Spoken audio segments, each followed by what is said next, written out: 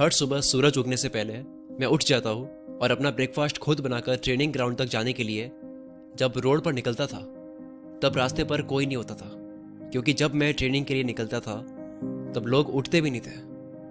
Training ground पर सबसे पहले पहुंचकर जब मैं प्रैक्टिस शुरू करता तब वहाँ कोई नहीं होता था, और जब सब आ जाते और शाम को प्रैक्टिस करके उनके घर चले जाने के बाद भी मैं 4-5 घंटे एक्स्ट्रा प्रैक्टिस करता था, क्योंकि मैं जो कर रहा था मुझे उस काम में बेस्ट इन द वर्ल्ड बनना था।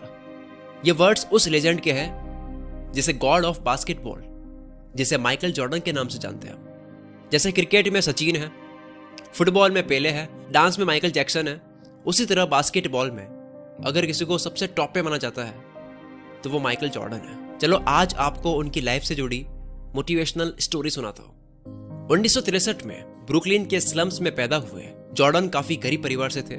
जब जॉर्डन 13 साल के थे तब उनके फादर ने सेकेंड हैंड टी शर्ट का बिजनेस स्टार्ट किया। एक दिन उनके फादर ने जॉर्डन को बुलाया और एक टी शर्ट दिया और कहा कि ये टी शर्ट कितने का होगा। तब जॉर्डन ने कहा कि $1 का होगा, और तभी उनके फादर ने कहा कि इसे $2 का बेच कर दिखाओ, इसको $2 का बेच के आओ। तभी जॉर्डन ने वो टी शर्ट लिया और अपने दोस्त के यहाँ गए, उस टी शर्ट को धोया, पूरा क्लीन करा और लगभग पूरे दिन मार्केट में खड़े रह के उसको $2 में बेच ही दिया।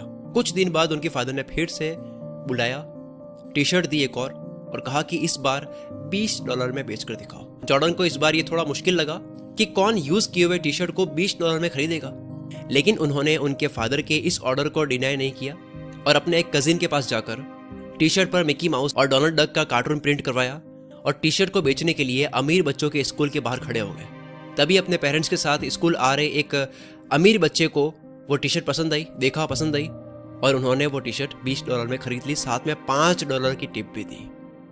और जब वे घर पहुंचे तो उनके फादर ने उनको फिर से एक टी शर्ट दे दी और कहा कि इस बार इसे $200 में बेचकर दिखाओ। जॉर्डन ने इसे नेक्स्ट टू इम्पॉसिबल लगने वाले चैलेंज को भी एक्सेप्ट कर दिया और टी शर्ट अपने पास रख लिया। कुछ दिनों बाद न्यूयॉर्क सिटी में चार्लीज एंजल्स एक शो आता है।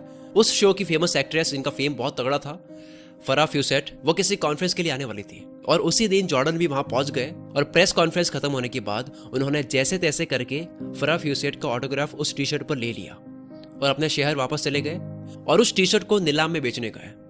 और वही एक एंटरप्रेन्योर जो फरा फ्यूसेट का बहुत बड़ा फैन था, उसने उस टी शर्ट की बोली लगाई $1200 और $1200 में खरीद ली। जब उन्होंने वो पैसा अपने फादर को जाकर के दिया तो उनके फादर ने प्राउडली कहा कि जब कोई इंसान अपना पूरा पोटेंशियल किसी चीज पर लगा देता है तो वो नेक्स्ट टू इम्पॉसिबल चीज को भी पॉसिबल कर सकता है, कुछ भी अचीव कर सकता है। और वही पोटेंशियल जॉर्डन को एक दिन बास्केटबॉल में सबसे टॉप पे लाता है।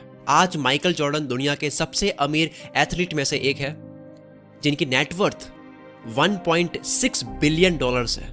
दुनिया की सबसे बड़ी sports manufacture company Naik basketball में यूज होने वाले शूज भी एयर जॉर्डन के नाम से ही बनाती है। जॉर्डन बास्केटबॉल के अब तक के सबसे महंगे खिलाड़ी हैं, क्योंकि एक स्लम झुग्गी झोपड़ी जो होती है वहां से लेकर बिलियनियर बनने के सफर के बारे में जॉर्डन कहते हैं कि कुछ लोग काम करना चाहते हैं, कुछ लोग विश करते हैं कि काम हो जाए, और कुछ लोग वो होते हैं जो काम करके दिखाते हैं।